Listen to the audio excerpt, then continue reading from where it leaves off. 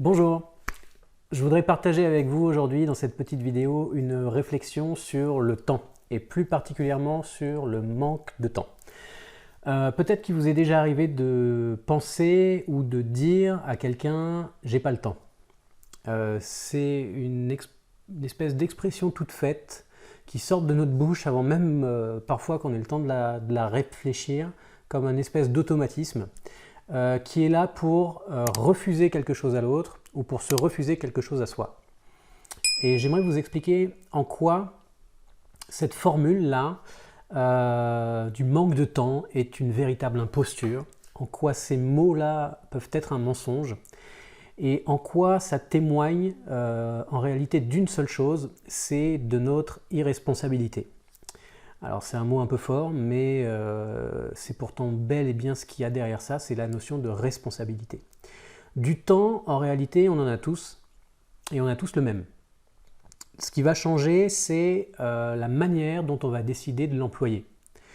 Quand on dit je voudrais bien faire ça, mais j'ai pas le temps, qu'est-ce qui se joue là-dedans?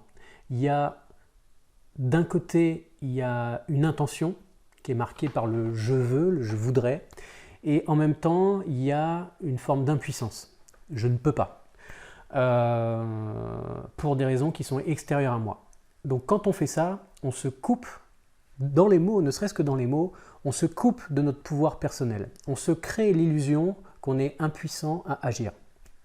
On décharge notre responsabilité sur quelque chose qui est extérieur à nous, en l'occurrence sur le temps. On se dit, bah voilà, je voudrais bien, mais je peux pas. J'ai pas le temps. Voilà, c'est comme ça, c'est plus fort que moi, j'y peux rien, c'est comme ça, c'est la vie. Je peux pas agir, je peux rien faire, je suis pas responsable. La réalité, c'est que vous choisissez d'utiliser votre temps pour prioriser d'autres actions, d'autres choses. On a une grande responsabilité qu'on néglige souvent, c'est la responsabilité de notre bien-être. Et j'entends souvent dire ah oui, il faudrait que je prenne soin de moi, mais j'ai pas le temps. C'est pas juste. C'est pas juste pour ce pauvre temps-là qui n'a rien fait. C'est votre responsabilité. On a tous la responsabilité de notre bien-être et c'est pas parce qu'on va se décharger de cette responsabilité sur le temps que ça nous appartiendra plus. Si mon fils vient me voir pour jouer avec lui, je peux être tenté, si je suis en train de bosser, je peux être tenté dans un premier temps de lui dire non, j'ai pas le temps. Comme un réflexe, hein, encore une fois. Et en même temps, c'est pas la réalité. La réalité, c'est que je choisis de prioriser mon travail sur le temps que je vais passer à jouer avec lui. Et ça, c'est quelque chose que je peux lui dire, c'est quelque chose que je peux choisir d'assumer. Je peux lui dire, écoute, j'ai du travail à finir, j'ai quelque chose qui est important pour moi à terminer, je finis ça, et quand j'ai terminé, c'est promis, je prends du temps pour jouer avec toi, on se fait une partie de croque-carotte. Voilà, il est possible de reprendre la responsabilité de ça et de l'assumer. Alors vous allez me dire, bah, ça ne change rien. Pour le gamin en face, ça ne change rien. Il attend que vous lui disiez que vous n'avez pas le temps ou que finalement vous mettiez des mots là-dessus sur le choix que vous faites, ça ne change rien pour lui. Et ben moi, je ne suis pas du tout d'accord avec ça. Je pense que, au contraire, ça change beaucoup de choses. Ça va changer votre posture, ça va changer la manière dont vous vous représentez, la manière dont vous représentez votre capacité à agir, donc pour vous, et ça va changer aussi pour cet enfant-là, dans ses représentations personnelles. Déjà parce que, en termes de transmission, le message que vous lui passez à ce moment-là, c'est « je peux faire un choix, je peux l'assumer, j'ai du pouvoir personnel, il y a une notion de puissance là, et du coup vous lui donnez aussi la permission de faire la même chose. » C'est un apprentissage, c'est quelque chose en termes d'exemplarité qui est inestimable. Et puis la deuxième chose, c'est que vous allez pouvoir faire un choix beaucoup plus en conscience, parce que vous allez mettre à jour ce qui est important pour vous. Vous allez réaliser qu'il y a deux options, et non plus une seule face au temps, mais il y a deux options avec des valeurs différentes. Et si vous mettez ça à jour, alors vous allez pouvoir faire un choix beaucoup plus éclairé. Assumez vos choix.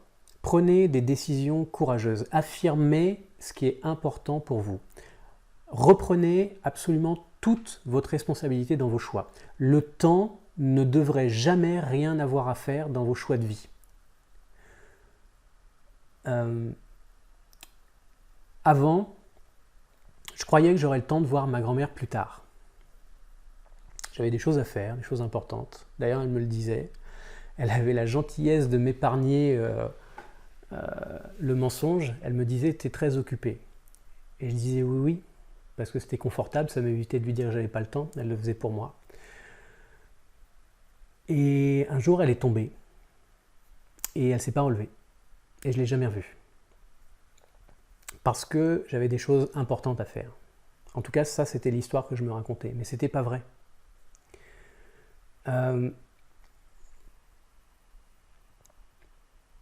Demandez-vous ce qui est important pour vous. Demandez-vous ce qui sera encore important pour vous quand vous serez sur votre lit de mort. Quand vous retournerez sur votre vie, quand vous regarderez vos actions, quand vous regarderez vos choix passés et que vous les jugerez. Et que vous vous demanderez, ok, pourquoi c'était important pour moi de faire ça?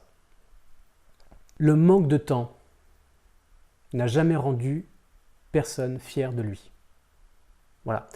Je vous laisse méditer là-dessus. Je ferai une deuxième petite vidéo pour vous partager un outil pour prioriser les actions, pour faire des choix éclairés sur votre manière de gérer votre temps. Voilà.